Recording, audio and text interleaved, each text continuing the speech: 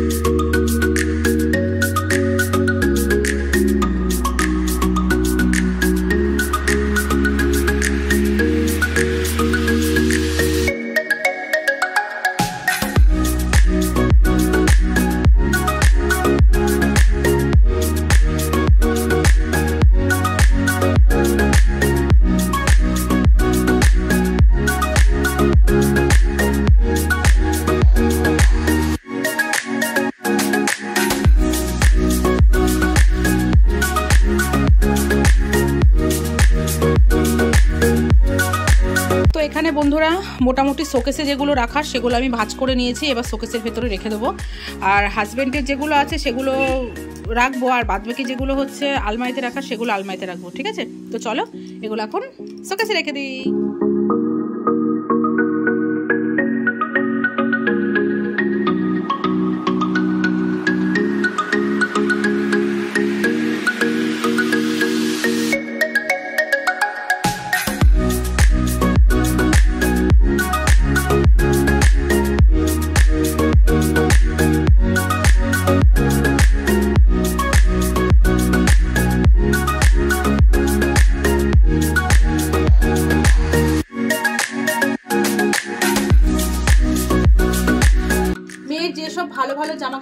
বাইরে ছিল সেগুলো সব ওয়ার্ড্রপে ঢুকিয়ে দিলাম। আমার রেগুলার ইউজের জামা কাপড়গুলো ঠিকঠাক করে রেখেছি। এটা হচ্ছে হাজবেন্ডের থাক। এই জায়গাটা মোটামুটি ঠিকই আছে, কত জামা কাপড় পরে না তবুও এখানে রাখা। মানে জামা কাপড়ের চোটে না আমরা ঢাকা পড়ে যাচ্ছি, এরকম একটা ব্যাপার। মানুষের বরফে পাহাড়ের চাপে চাপা পড়ে, আমরা হয়তো জামা কাপড়ের মানে কি বলবো জামা কাপড়ে চাপা পড়ে যাচ্ছি, এত বাজে অবস্থা। এখন হচ্ছে এই জায়গাটা গোছাবো, কোথায় যে কি রাখবো কি না রাখবো কিচ্ছু বুঝতে পারছি না।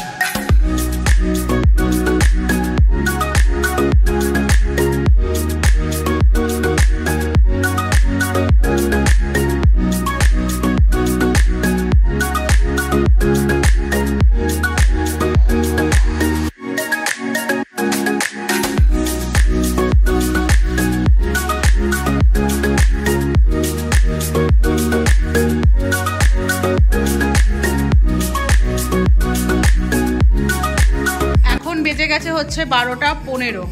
তো এখানে জামা কাপড়গুলো কাচাকুচো করছি, আর এখানে শীষ পালংয়ের চচ্চড়ি পুরোপুরি রেডি, ডালটাও হয়ে গেছে, বাসনগুলো মাজবো পরে।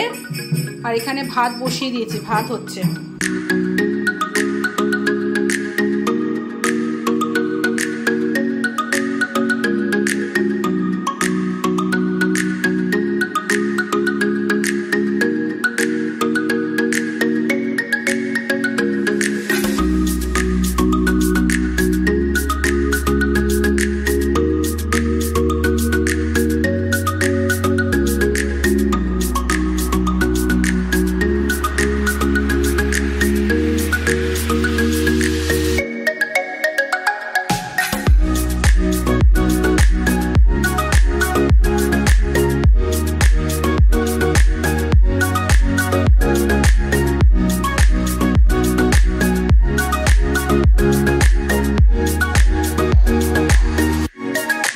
বাজে হচ্ছে 2টো বাজতে 5 মিনিট বাকি।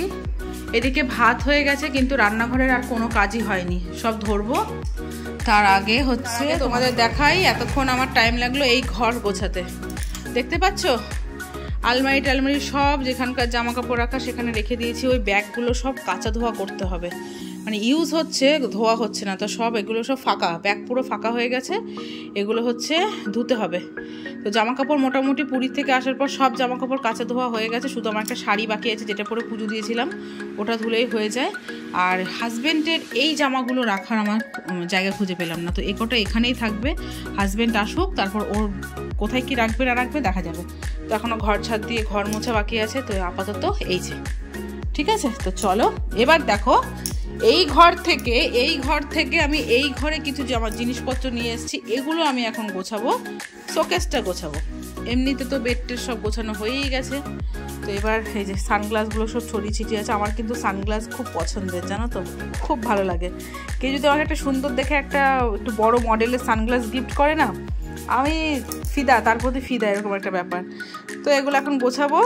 তো বন্ধুরা এখন বাজে হচ্ছে 5টা 10। তো এই দেখো, এই জাস্ট আমার কাজ কমপ্লিট হলো। মেয়ে এখানে শুয়ে আছে, এই ঘরটার জাস্ট মুছলাম, দেখো এখনও ভেজা ভেজা আছে, কারণ আমার কাজ সারতে সারতে মেয়ে চলে এসছে। হাজব্যান্ড জাস্ট কিছুক্ষণ আগেই গেল, ও একটু রেস্ট নিচ্ছিল, আর মেয়ে ঘুমাচ্ছে। আর এই দেখো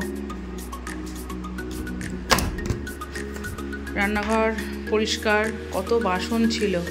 তো কালকের থেকে আজকে রান্না করেছি, খাওয়া দাওয়া সব বাসন সব মাজা ধোয়া করলাম, সব কিছু পরিষ্কার পরিচ্ছন্ন হয়ে গেছে। আমি এখন জল গরম বসিয়েছি, এখন স্নান করতে যাব। আর তবে কি বলো তো, সারাটা দিন লেগে গেল সংসারের কাজ করতে করতে। তবে হ্যাঁ, আমি বলবো জীবনে একটা টার্গেট থাকা খুব দরকার। কালকে এমন একটা দিন গেছে, আর আজকে এমন একটা দিন। কালকে সকাল 9টার মধ্যে আমার সমস্ত কাজবাজ কমপ্লিট ছিল, কারণ তখন একটা টার্গেট ছিল যে আমাকে বেরোতে হবে, এই একটা মাথায় টার্গেট ছিল। আর আজকে দেখো সারাটা দিন লেগে গেল সংসারের কাজ সাথে সাথে। আজকের টার্গেট কি ছিল আমার হাজব্যান্ড আর মেয়ে আমাকে টার্গেট দিয়েছে, আজকে তোমাকে সমস্ত জামাকাপড় ঠিকঠাক করে রাখতে হবে। এটাই, যাই হোক, টার্গেট যদি থাকে তোমার দেখবে তার মাথায় একটা টেনশন থাকে যে আমাকে না এই কাজটা করতেই হবে। দেখো আমার সংসার আমাকেই তো করতে হবে, তাই না? জিনিসটা কি বলো তো, যদি আমি মাথায় টার্গেট নিই না যে আমি করবই, তাহলে জিনিসটা তুমি সাকসেস হতে পারবে। যদি গা ঠাসিয়ে যদি তুমি কাজ করো তাহলে তুমি কোনোদিন সেই কাজটা সম্পূর্ণভাবে করতে পারবে না।